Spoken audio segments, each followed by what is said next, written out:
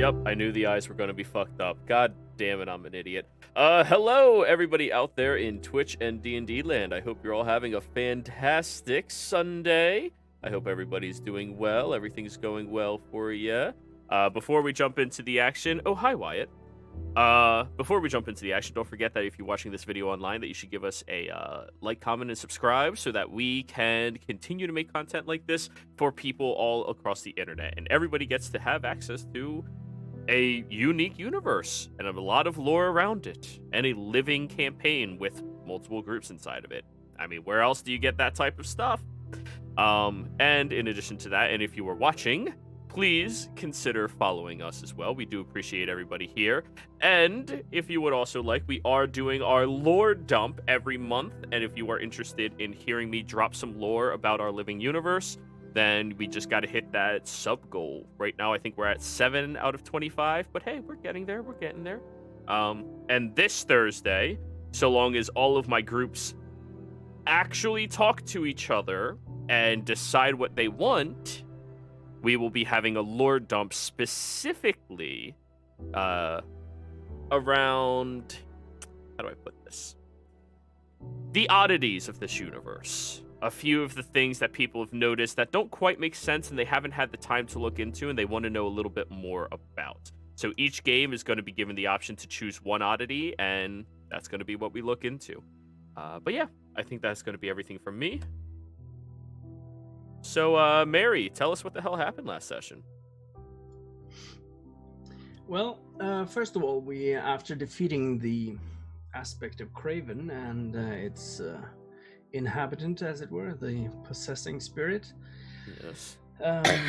we had about a week of downtime where we all went to do some like personal stuff and different stuff over on the Menagerie Coast before we met up again and spoke to Trent Ickathon. He had given us a estate to stay in order to, well, basically just to have a place to stay while he did some research on this thing called the Mother's Side Reef, where we are going later to hopefully figure out more what we can do about this spirit and find some more answers. Before that, though, we decided we needed to go back to Vasselheim to sort of deliver our quest, as it were, to finish up the contract first. Well, the contract for the Yetis, and also just speak to Lauren about also our involvement on the Menagerie Coast. And we had also, well, Dorzen and Jimmy at least had a very personal desire to go and meet with the leader of the guild, which the rest of us didn't quite know exactly what it was. They had apparently learned it from Ace earlier. And before we get to that, we spoke with Lauren and further antagonized her a little bit by doing some, not quite as veiled insults as previously, maybe. She ended up threatening our lives, but she still let us down into the depths below the guild, where we spoke with a sphinx called Oscillera. Was it? Or no? Osisa.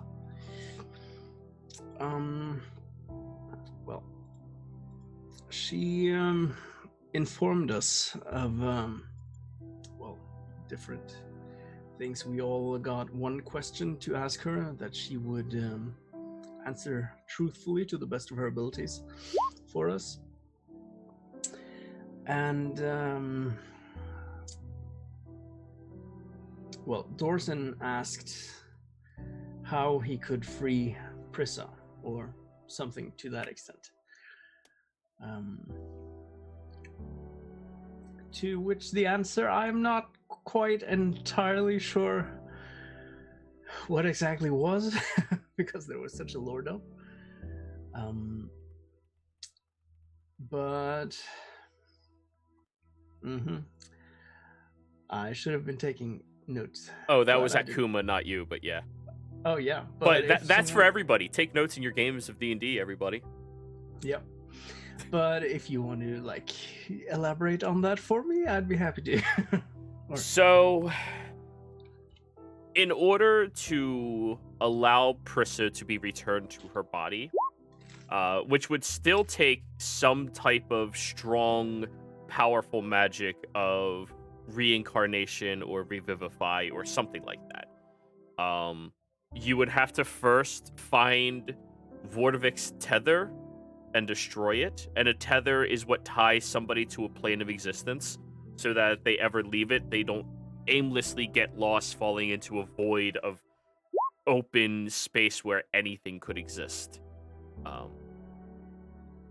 So you need to find his tether and destroy it.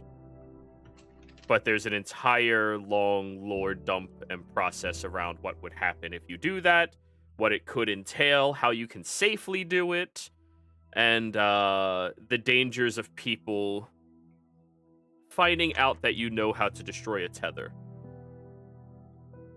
It was fairly vague, but it at least gave you a direction of where to look. right. She also answered one of Mary's personal questions about a wizard that she's apparently been. Well, she hasn't elaborated on the story. All she gave that the group has to go on so far is the name Raymond Aldergast. So that's further to be explored.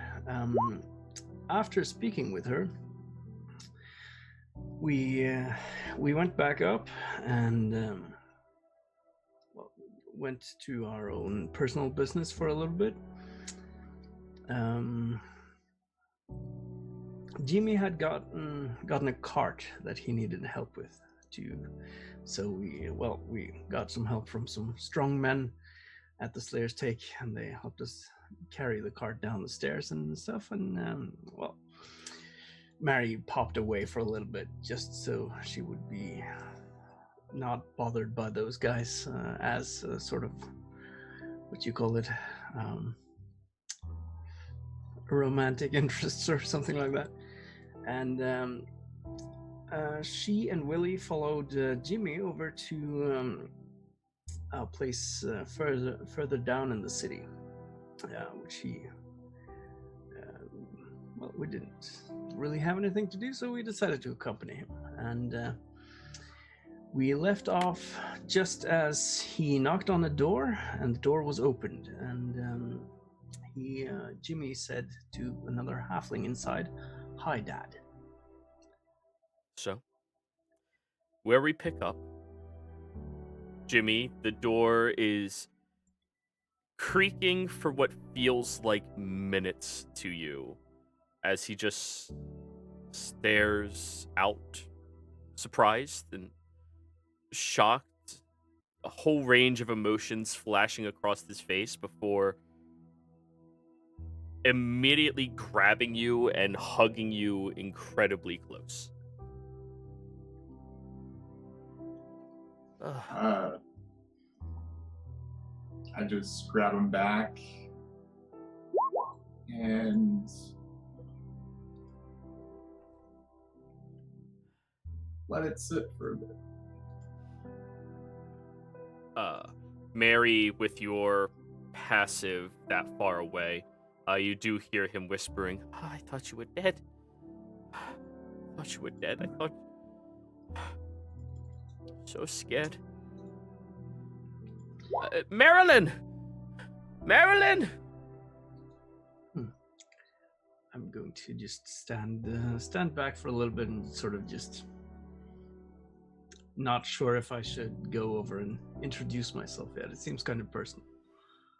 You watch as a fairly thick-looking halfling woman walks out, maybe 4 inches taller than Jimmy. He seems to be definitely the small one in the family, who just looks completely shocked and awed And she joins in this little huddle and hug, grabbing and squeezing much more tightly than the male was. Do you know how worried we'd been about you, Jim? You're back. What is it? Are you okay? Is everything okay? Do you need something? No, I'm fine. It's good. It's good to see you, Mom. Oh, you too, Jimmy. I and he like looks over and waves at Willie.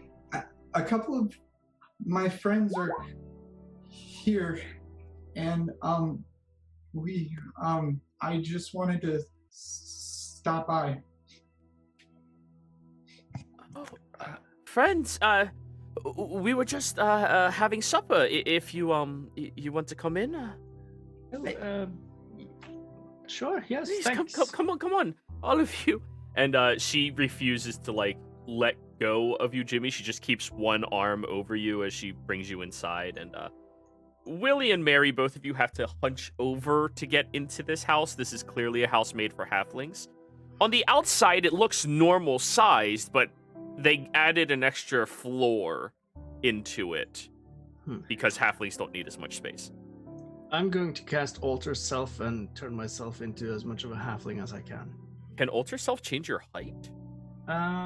Yeah, by a few inches. All right, that helps you. You're only hunched over then. Yep. Oh, come on. Sorry about the mess. You look around and there's shoes thrown underneath a little bench in the waiting area that she does point at. Everyone, shoes off. Shoes off, please. Right. Yeah. Sorry. There's a couple of coats hanging on a banister leading upstairs. There's picture frames of beautiful oil paintings of 4 individuals. Jimmy, who you recognize, Marilyn, who you heard the name of, her husband, or Jimmy's father, and a smaller halfling girl as well. The paintings are across the walls, and all of them look fairly well constructed. I mean, not perfectly, but they're fairly well painted. As they bring you over into the dining room, which is the only room that is remotely normal sized aside from the chairs. But they do drag over a couple of benches for the two of you, which would suit you a little bit better. There is a large bowl of mashed potatoes, this beautiful display of asparagus stacked on a plate, and what looks like smaller cuts of meat being shared across the two of them. Right. Yeah. It's a nice place you've got here.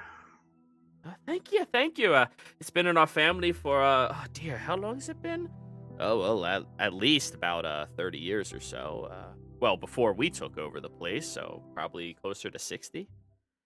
I see. Been a long time. What are your names? Oh, well, Amaryllis, but you can call me Mary. Marilyn, pleasure to meet you. Yes. And she sticks her hand out towards you. Yeah, I shake it. And oh, yes, and this is my husband, Thomas. Hello, how are you? Hi, Thomas. And this is Willie. Oh, William Ichabod Tybalt. And he's gonna put his hand out. William, all right, you can just call me Marilyn. I think that'll be easier since we already have a Mary in the house. Yeah, she's a friend of mine from the take, actually, and Willie is a postman. A postman. That is that is honorable good work, sir. People need their packages. I mean, we've been receiving so many of them. Thank you, by the way. And if it wasn't for our trustworthy postal service, I don't know where this world would be.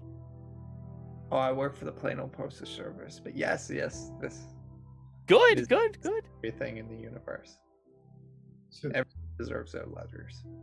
you guys have been getting the packages I've been sending them. Yeah. But your father here doesn't understand how to, they have a return to sender on it, and we were just a little confused how that worked. Maybe you could explain it to us. She looks at you, Willie. Oh, you see, you just leave it in the place that we left it, the mail room, or you just take it to your local mail place, and then we send it back to whoever sent it. Oh. See, I told you it was that easy. Oh, come on, you didn't think of it either. Fair enough. Oh, it's so good. Oh, please, all of you, sit down, help yourselves as much as you would like. Ooh, let me go get a couple more pork chops. And she waddles off into the kitchen. We were going to save those for, a little snack time at work, but I think that'll give me an excuse to grab something off one of the stalls. And he looks very excited for that. Well, I already ate just about an hour ago, so I don't. Oh, bother nonsense. Too much on my behalf. Nobody comes into a tilt-over home and doesn't get fed. Sit down and eat with us, all right? No, all right. God, You're not being given so a fat. Yeah. You gotta run more. Yeah. Eat less turkey legs, run more. Yeah. So, Jimmy, it's been, 3 months or so since we got a letter from you. What have you been up to? Well, we've been busy, a little busy with the take, and I have a shop that I'm looking over right now. Yeah. And it's been a lot of work.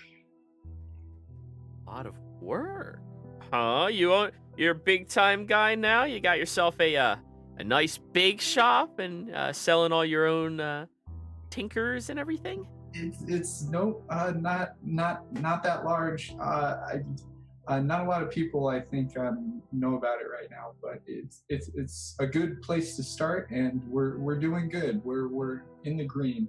Oh, Marilyn, don't patronize the boy. I'm sure he's doing a very fine, safe job. I don't I don't run the actual shop itself. That's I have another friend, a couple friends who are helping me with that. But they're doing well and making sure everything is being sold, and we've been doing very good this last year or so. Well, that's fantastic. Good for you. By the way, I've been saving everything you've been sending out to us. We have it in a nice little piggy bank for you upstairs. I figured, it's a little savings for you, anything you need, and no problem. No, that was for you guys, for all of you. We can't. It's not for me. We can't possibly take your money, Jimmy. That would be. That's you work hard for your money. You earned it. Yeah, but okay. You can have mine, Willie. And Jimmy pushes his plate towards Willie. Yeah. The food is decent. It's nothing that's amazing by anybody else's standards. It seems to be, 3 major food groups: meat, potatoes, and something green. It covers all the bases. The asparagus seems slightly overcooked. But it's definitely food. It's home cooked. It's better than rations, but it's nothing as luxurious as some of you have been getting acquainted with recently. It's delicious, Mrs. Jimmy's parents, Marilyn. You can call me Miss Tiltova or Mrs. Tiltova. Ms. Tiltova. Yes, Ms. Tiltover. Your friend's really funny. So why did you, not that we're not thrilled for you to be home. Oh, yeah, we are so happy. Why did you come back? Are you okay? I just wanted to see Rose and to, I never heard back, and I've been busy, but I've been thinking about you guys every day. Um, both of the parents kind of put their silverware down. Um, yeah. Sh- Yeah. Marilyn, you sit down. You've been working all day. You just got back from work, and it's fine. I'll take him. Come on. Come on. And he starts going upstairs with you, Jimmy. He doesn't say a word. He just follows. So after they leave, I'm just going to like lean a bit closer to Miss Tiltover. Yeah. Just sorry, I don't mean to pry, but I haven't known Jimmy for that long. I mean, he's a very good friend and all, but we don't really know each other that well. So I was just wondering if there was something troubling him that maybe we should be aware of, or... Oh, I mean,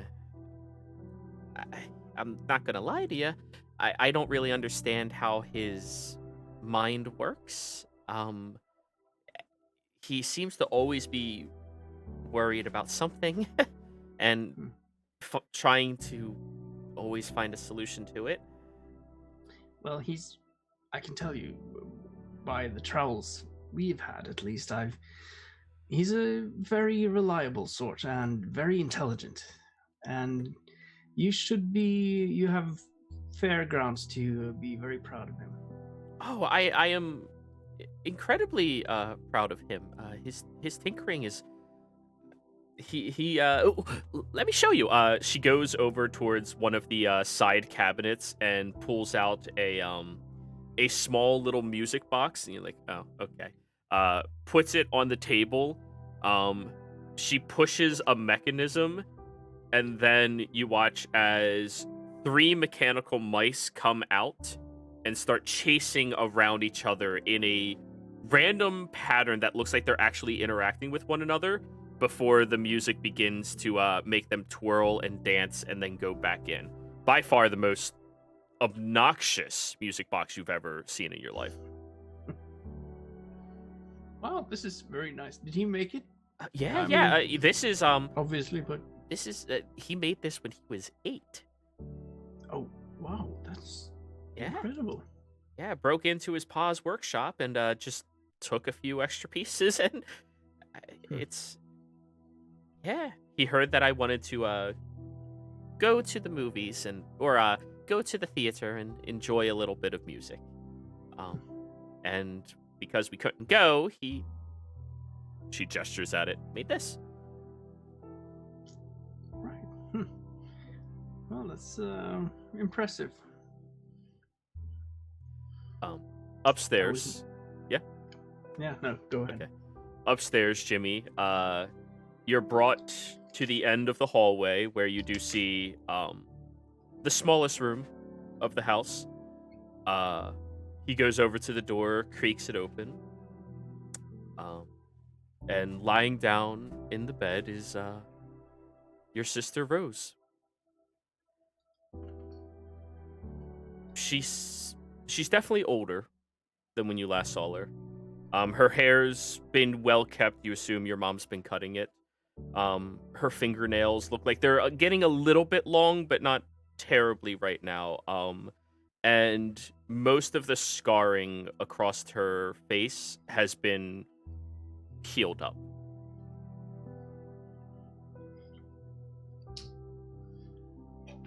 I go over and sit by the bed.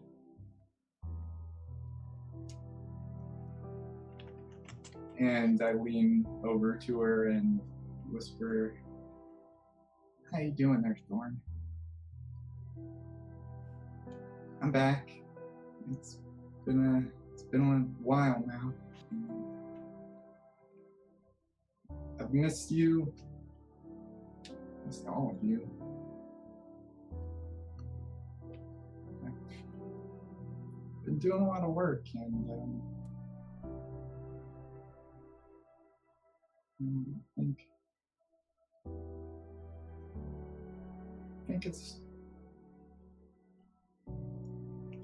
think I have what I need now."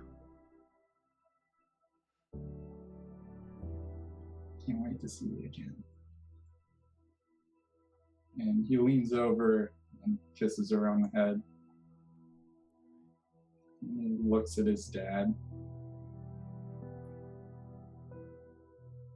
He's dreaming right now, just smiling a mile wide, and he's not even trying to hide the tears. They're just rolling straight down his very flat face. Don't tell your ma, but I took the money you were sending, and I figured you wanted to pay off the fines. And I've been sending it over there, so if you want, you can stay home now.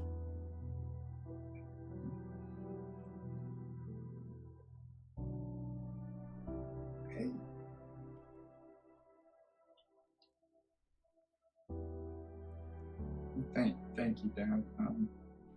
Yeah, don't tell your mother. She still she still believes that they should just let it be.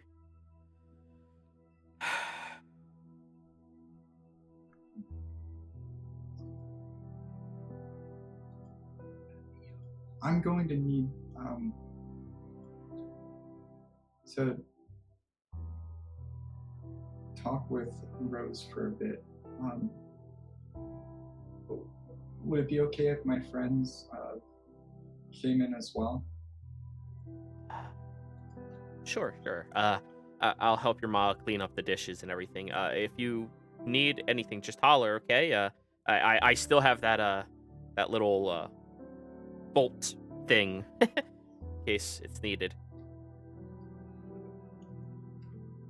I go up to my dad and I grab him again, and I just go choking on the words, but I'm sorry.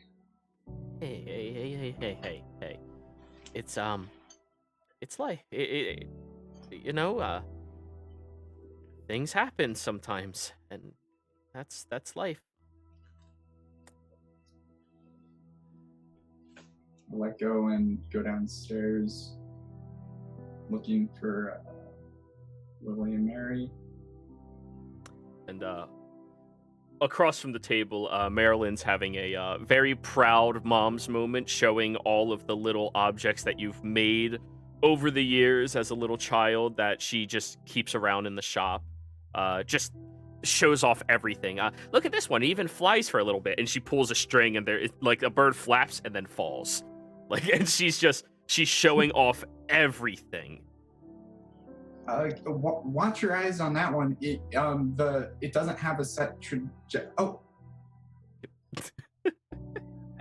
This is amazing, Jimmy. You're like. She said you've been like making these things since you were 8. Well, there's not a whole lot to do around here. A lot of the other kids, they're so much bigger, they don't really let you play with them a lot. So kind of had to make her own fun. All right. Could I get your help outside, Willie? Oh, yes. I was just naming the mice. Okay. That stuff that I got, could you help me bring it in? Oh, darling, why don't you go help them as well? No, Marilyn, I'm gonna help you clean up dinner real quick. Apparently he wants to go up and sit with her for a little bit. Right, James? Yeah, I'm just I'll just be up there for a few minutes. I wanna introduce Mary and Willie. Okay. I'm excited. I always like meeting new people. Willie will start going outside to grab the stuff from the cart. Alrighty. And each of the boxes weighs a hefty amount. Jimmy is going to have to help you. Jimmy goes out there and he uses his chest. A chest apparates next to the wheelbarrow. Just put everything inside there. Okay. It seems like a bottomless void as you just throw things in there. But yeah. Okay. Thank you very much, Willie. And he goes back inside and leaves them upstairs. Do the two of you follow? Yeah. All right.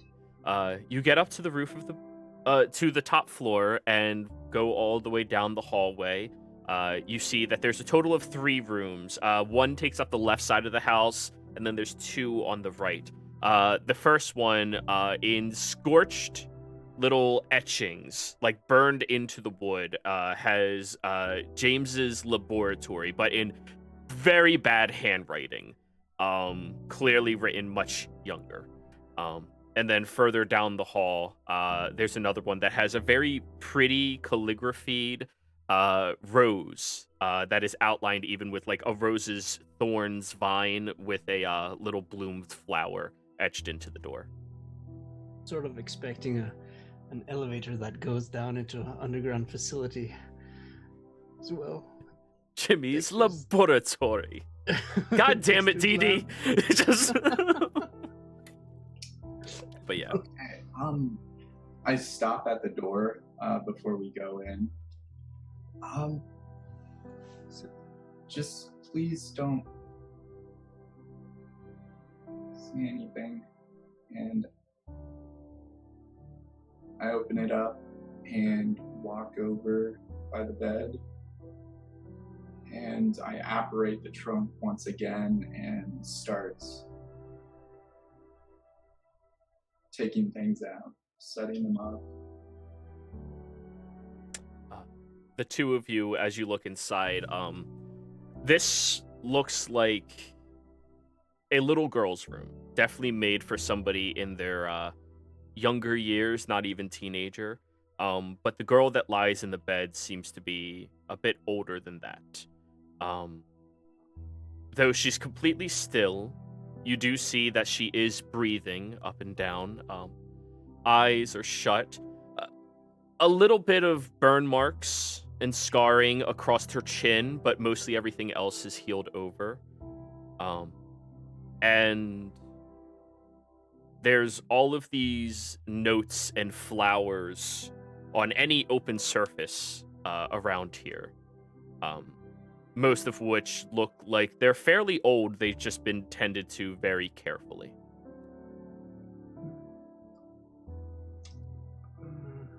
This is my little sister, Rose.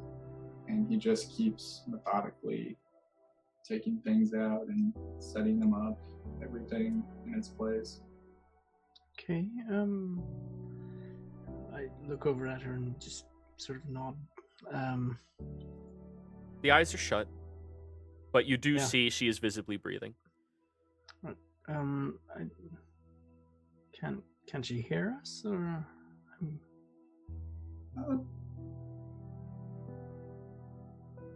We don't know. That. Are you all right, Jimmy? I mean, I think I'm gonna be okay later on. I mean, if you want to spend time with your family and take a sort of a small break or something, well, that's of course fine. No, Do you want us been gone long enough, and now I'm just gonna fix everything. Oh. Has she been asleep for a long time? Yeah. I've been saving a spell that Byram's been teaching me. I was gonna use it on someone else, but I can use it for you. It creates a message in someone's dream, or at least shows them something. If you wanted to say something to her or talk to her. That'd be amazing. Oh, and I can also do something like similar if you want. I could at least try to cast ascending to her. Well, no, see, the priests and all of them that came to see her, nothing worked. They said she wasn't here. Right. Well, what happened to her? Or I mean, has she always been like this? Or I need can you help me, please? We need to move all of the clay over to that side, and I'm gonna start moving stuff then.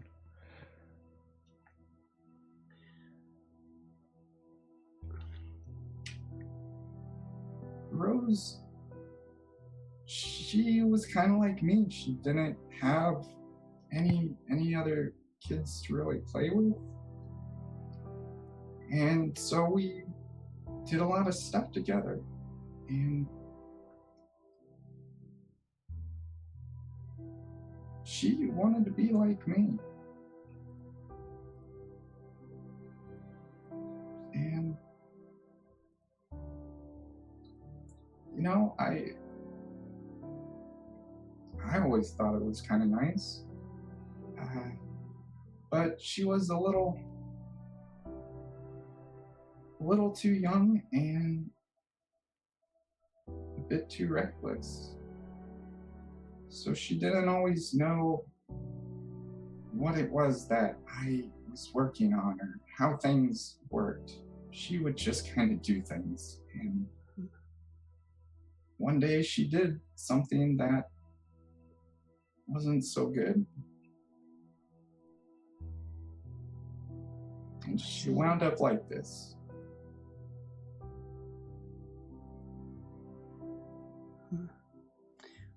well, I know you probably planned this for a long time. I assume. But and even though the priests couldn't help back then, maybe you could ask Silren. You know, he does have quite a good. Well, he's capable of doing a lot of healing magic. You know. I mean, maybe just give it a try first before you go and do what you're going to do. There's not a solution for this. So I'm going to at least give my parents something back. And Willie, if it is possible to speak with her, I'll definitely try. Okay, I'm gonna get Lyram out here and I'm gonna cast Dream. Okay. Jimmy, there is a small piece of parchment on the clay left for you, a note. Willie, you begin casting Dream. I think it takes like a minute to cast. Yeah, it's a minute. Yeah. So you cast the spell.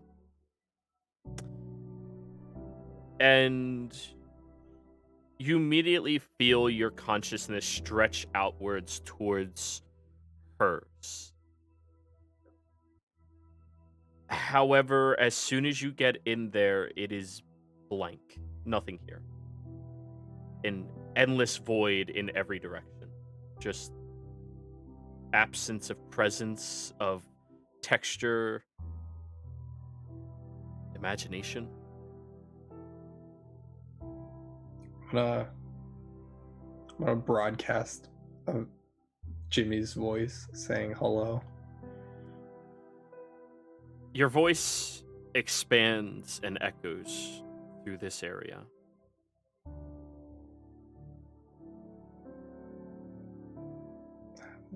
Oh, that's not good.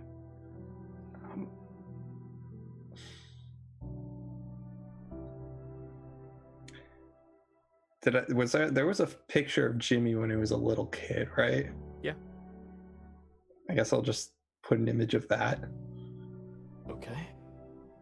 You produce this image, and it steps right beside you.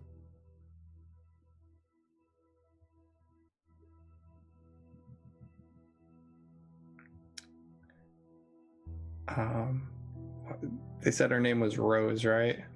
Yes. He doesn't know her nickname, so he's gonna say Rose.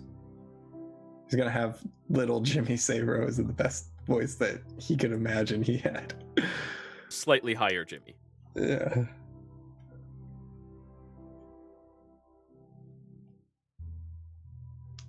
You don't hear a response.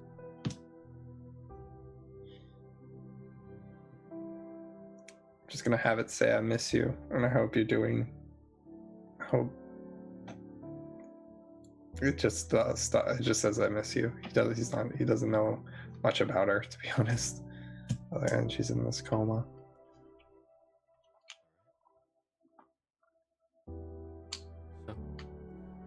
While this is happening inside of the dreamscape, you all watch as Willie kind of like closes his eyes and begins sleeping on the floor.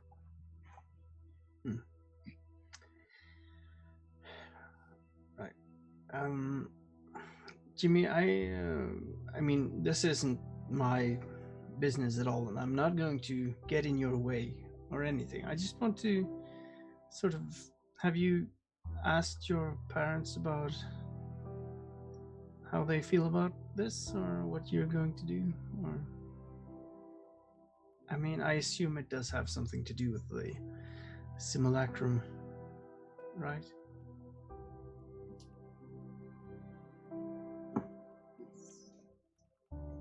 Not a final solution. It's just something to help until I can figure out something else.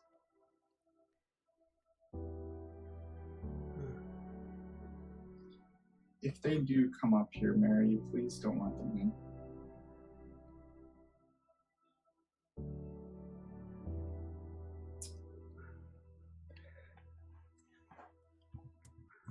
Jimmy just sets to work and begins piecing together. So, you don't read the note?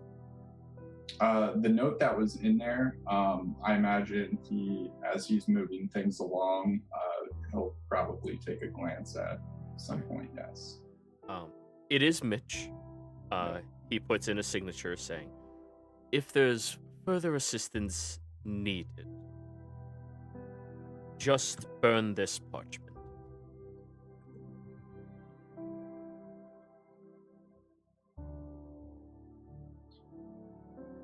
So say that again, Jerry. If there's further assistance needed, just burn this parchment. Jimmy instantly lights it aflame. All right. You all watch as the little piece of paper burns with this reddish black ember before completely dissolving. And a few seconds later, you watch as a circle appears in the room and an individual steps out. Mary, roll me a history check. Willie, roll me a history. Willie's Mitch, I think we met him in Emon. Oh, that is correct. Yeah, you recognize him as he just steps through the circle. Chris's funeral. Yeah. Willie's knocked out on the floor. He's still... You can end the spell early whenever you would like. However, you can also try more things if you would like. Oh, Willie's going to try a bunch of different things. All right, just start typing them out. Yeah, that's what I'm doing. Cool. While he's unconscious, I'm going to tie his shoelaces together. That's fair. Mitch sees you doing that and looks over at you, Jimmy. James. It's been a while since we've talked face to face. Looks over. This must be Rose. Yeah, sorry I got your note, and I'm Pierce. Oh, there's no need to apologize. What are friends for? I'll let you guys take care of whatever you're going to do, but I think maybe instead of locking the door and shutting your parents out, maybe I should go and distract them instead. I can tell them some tales of what we've been doing. That's fine. I'm sure I can get their attention. Amaryllis, is it? Yes. Very good. Pleasure to meet you again. You too, Mitch, right? That is correct. That is what you may call me. He doesn't hold out a hand or anything. He does seem reserved in his mannerisms towards you. Yep. I'm going to... I know about how long this will take, right, Jero? As far Setting as... up the clay should take you roughly an hour. Performing the ritual, well, with Mitch's higher spellcasting capability, should be much faster. Probably only 3 hours total. Okay. Right. Well, good luck, and let me know if you need any of my assistance. But I'm sure it's all well taken care of between the three of you. I'll go and tell some tales to your parents. All right. See you later. Pleasure seeing you again. And he'll hold the door for you and then shut it afterwards. All right. And I go downstairs, and both of them seem to be chanting a little tune in the kitchen while cleaning together. So, oh hey, you're back. Yeah. It was interesting. I mean, I'm sorry for what happened to your daughter and all. Thank you. It's right. I was Jimmy said he wanted to spend some time and talk to her, and I figured I didn't want to intrude too much upon that. So, but I was thinking maybe I could tell you guys some of what we've been doing if you want to hear. Oh yeah, I would love to hear about all of the new projects. You don't mind? I'm just gonna keep sprucing up after dinner. Would you like to finish the bowl? And there's a layer of mashed potatoes at the bottom of the bowl. No thanks, but I can help you clean it if you want. Oh, it's no problem. I actually really like doing this. All right, fair enough. I go sit down by the table and just start telling some stories of what we've been doing, and particularly the tale of the Yetis and the Uthadern and all that stuff. Oh, that poor baby. Just yeah, and I'm taking my time to elaborate on the details and everything, just to making sure it's an exciting tale. Already. Without going into too much of the dangerous details in case they. So give me a performance, but I think your minimum is 20. Yeah. So if you would like to roll, feel free. Yeah. I'll pick up my loot as well and just try and make it a bit of a actual performance. So yeah. Oh, 34. Oh yeah. They are enthralled and captivated. They are just so fixated on your storytelling, they will suitably be distracted for the next 3 hours. Leave a bard and hey, I'll go entertain and just. But anyways, upstairs, Jimmy. I suppose the crafting of the clay is something that you are going to take part in. I shall begin setting up the circle. Let's move this out of our way first. He lifts up Willie, moves the closet open, sits him up in there, and closes the closet.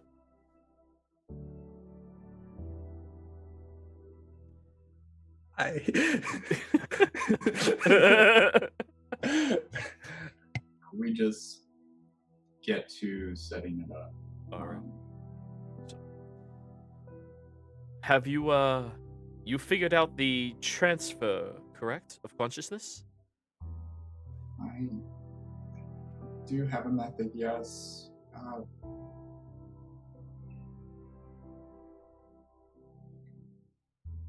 Well, she's not going to be the same. I learned that, but it's fine, I think. well, why wouldn't she be the same?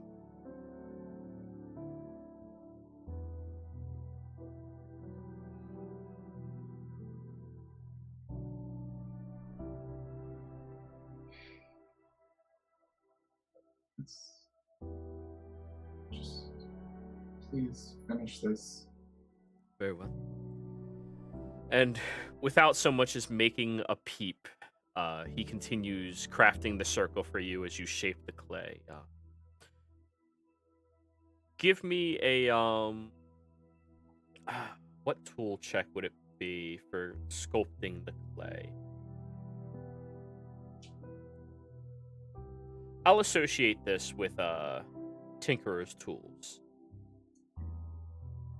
utilizing dexterity.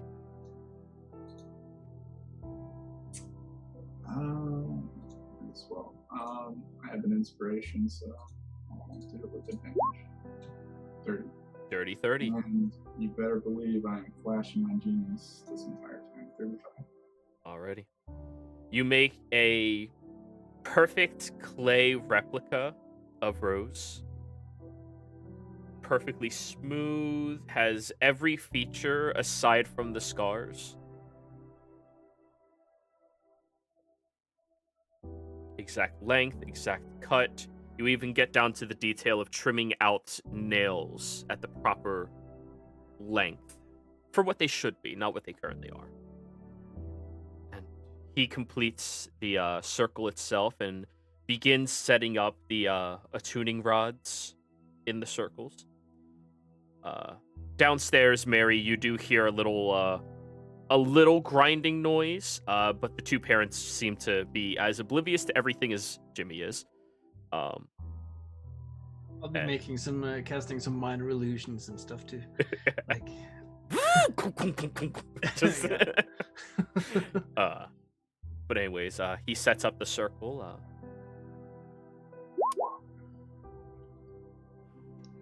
And at this part, if you're going to be attempting the transference, you're going to move the body over to the circle. Yeah. I asked Mitch to help me with that portion. Of course. And he makes sure he grabs the pillow under her head and scoops under her shoulders as he brings her over, allowing you to get the feet. Then you both move the clay sculptor over to the side as well.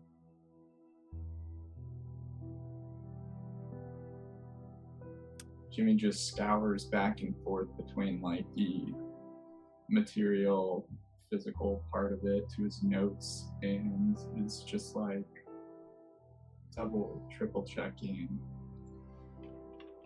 step by step. Mitch watches you as you do this and reaches under his robe and pulls out a very small crystal vial that has this sparkling little light inside of it and hands it to you.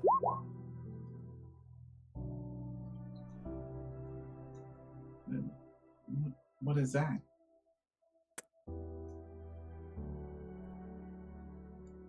It is a celestial's tear. But no. It has been makeshift and molded into arcane infusion, specifically. It is a raw source of magic, and if you feel like your magic is waning, I'd rather you have the option.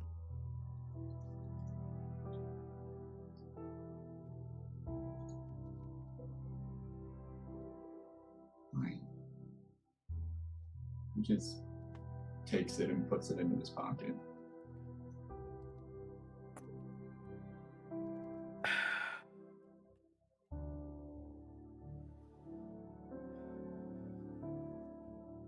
Very well.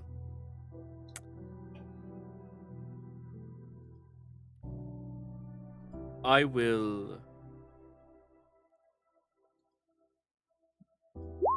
message you whatever portion is about to happen while you do the incantation. Keep it available in your mind. Yeah. Well, he'll take your notebook and while sitting beside you, assuming you stand, so you can still see it in your periphery, he's going to keep an open connection of reciting specifically what needs to happen, assisting you with this. For this, you are going to have to give me an Arcana check.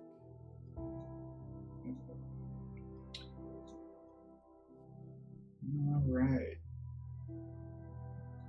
You do have assistance from him.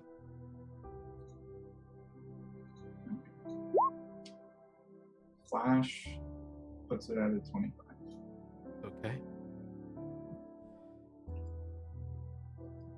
You begin an incantation of magic, summoning it to this circle specifically.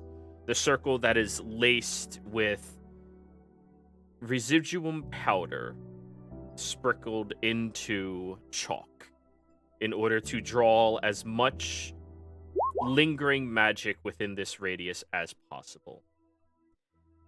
And you watch as the first rod begins glowing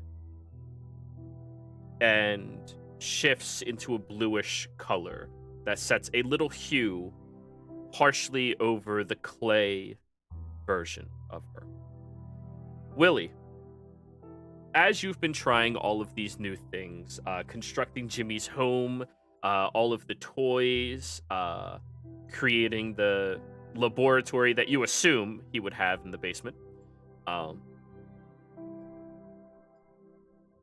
you watch as a faint glow appears further ahead of you.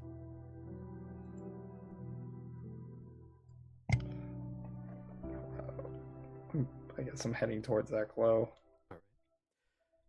You walk towards it, and as you get closer to it, you see that this appears to be a mirror that has this bluish hue, and directly through the reflective surface, you see someone, Rose, currently sitting down at a table, having a nice conversation with a few individuals. There's a satyr beside her, a minotaur, and a fairly thin-looking Goliath with glasses. All of them seem to be sitting at a table having a wonderful meal.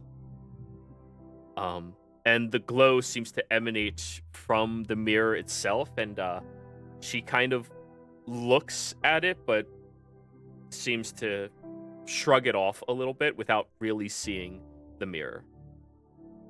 I'm gonna walk up and I'm gonna fade the image behind me and then have little Jimmy walk up, put his hand on the mirror.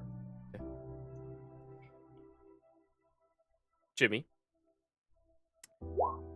you have successfully opened up the line between one reality and another.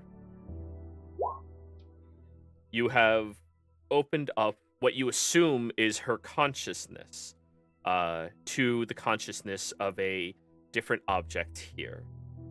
The next task that you have to do is to widen that opening so that it's easily traversed. I would like you to give me a tinkerer's roll this time, utilizing intelligence. At this point, knowing that I have something to pull it more, I'm going to incorporate one of the first toys that she made for me growing up, which was a little tiny spider that didn't really do anything other than its legs would just fold in as if it were dead and folded back out. And I put that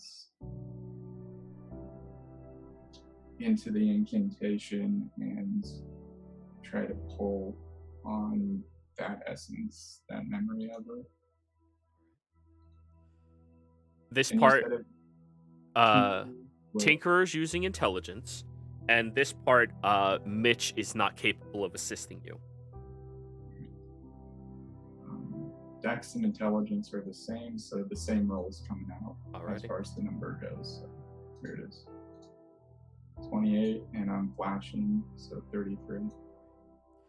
Willie, inside of the dream, you watch as the mirror begins expanding and becomes almost like a fountain. Whereas you're looking directly through at one side, it seems to almost let pieces of that place flood into here. It feels very similar to those portals that you came across a long time ago in Tundris. And at this point, she shakes her head, looking very confused, and when she looks around, the other three immediately look around as well, looking very on edge.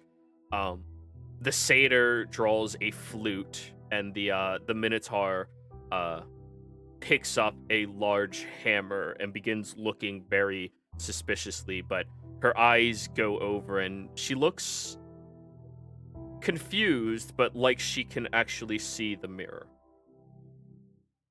that the fake Jimmy is touching.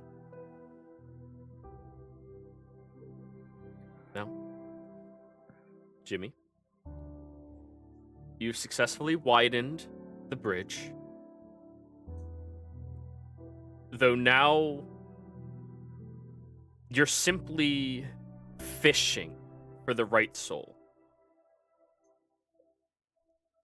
You need to coax that consciousness out from wherever it is so that you can bring it into the new form. So, for this one, I'm going to need a persuasion roll from you. You are being assisted through this, thanks to Willie, though.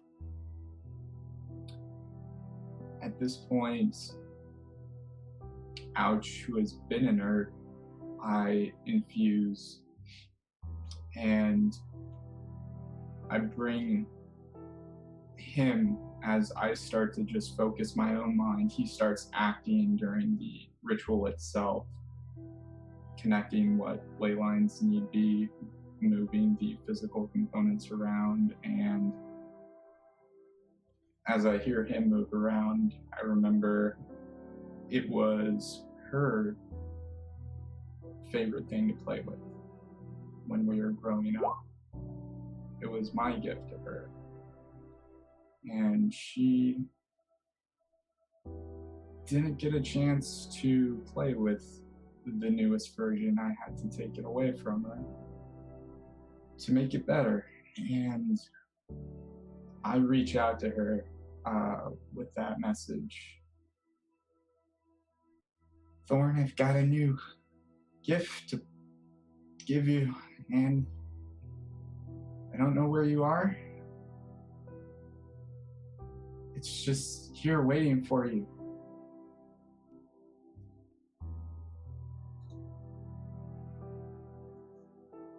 Please go ahead and roll with advantage. And this is Persuasion. persuasion, thank you.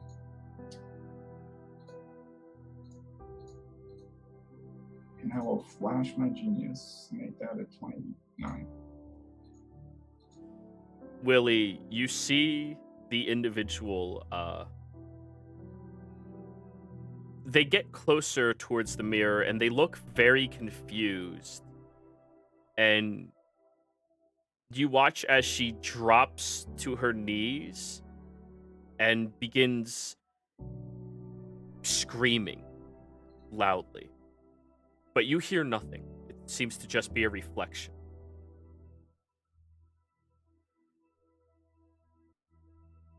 Jimmy, you feel your spell has attached to something.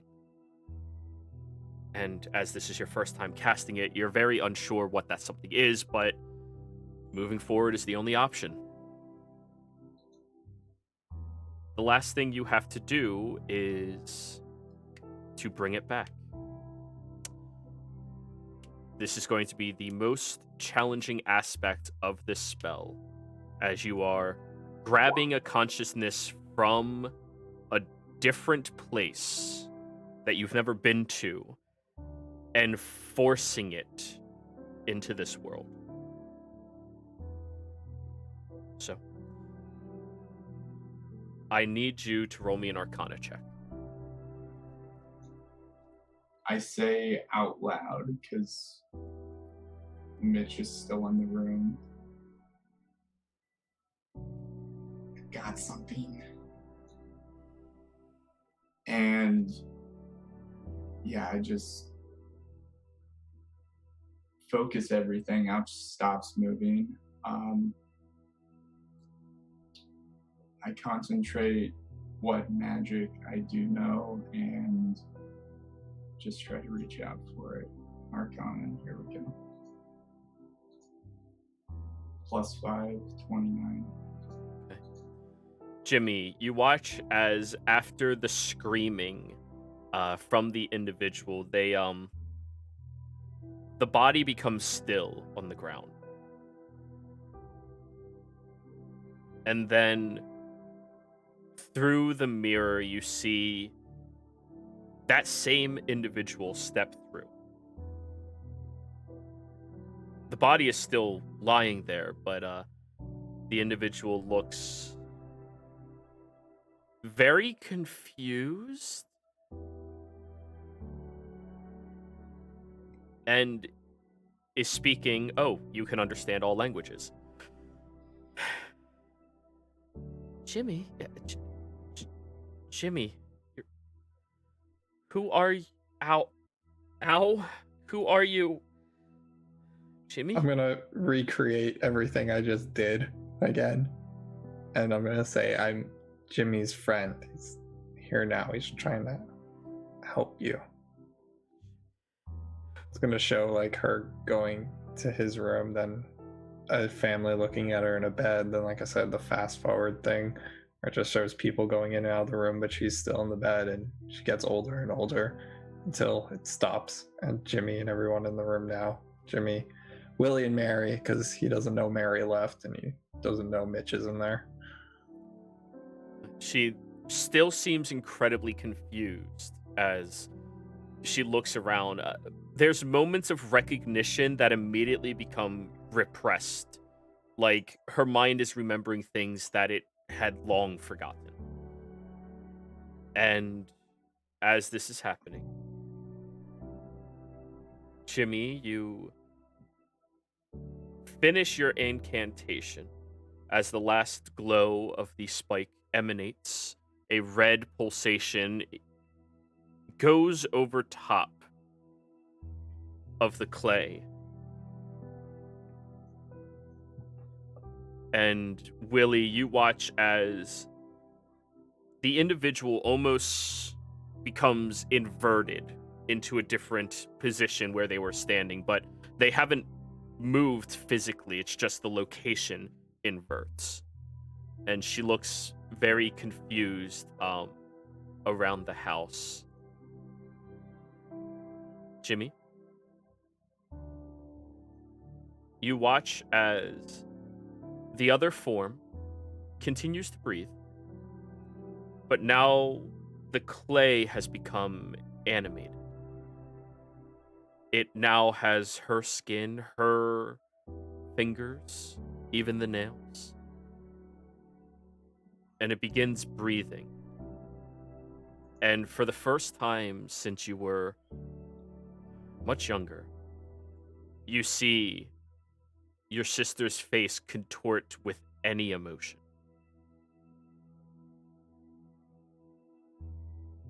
Oh my god. And I rush over and on my knees just grab her. Willie, you feel your connection to her dream drops. And Jimmy, you hear a loud coughing, little bits of clay still shooting out from the mouth as you pick them up.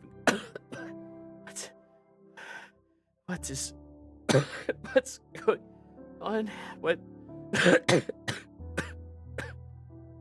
Mitch, standing off to the corner, hands you a wooden cup of water. Thorn, are you okay? Do you? Thorn? Who's Thorn? Who's Thorn? Thorn? Rose. Jimmy. Who's Jimmy? And she looks very, very confused.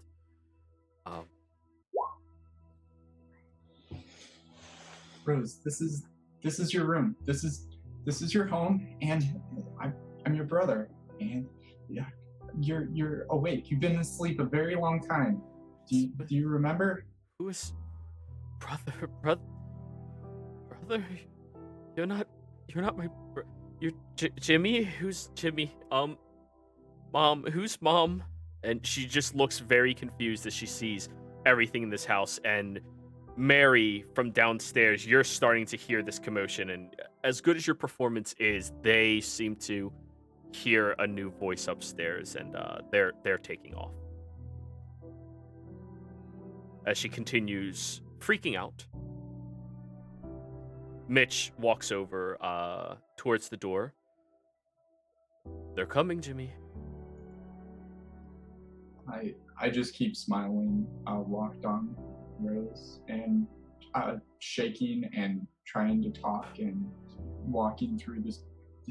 This is your room, and that's your bed, and this is. Do you remember? Ouch is here. Ouch! And she kind of pushes against you, trying to get you off of her to grab Ouch. Willie, you are awake now, just standing in the closet, which is different.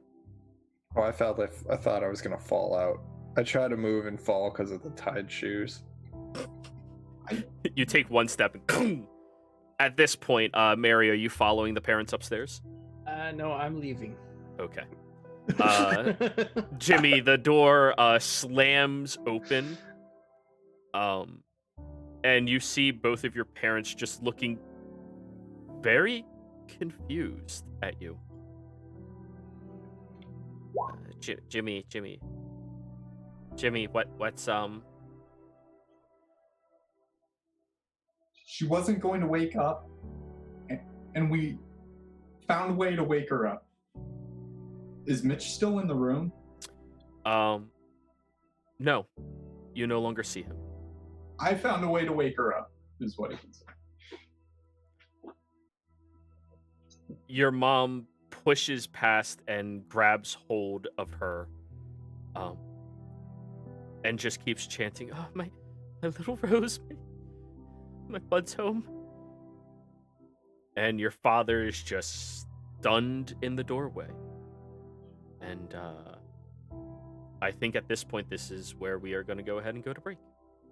So, everyone, we'll be right back.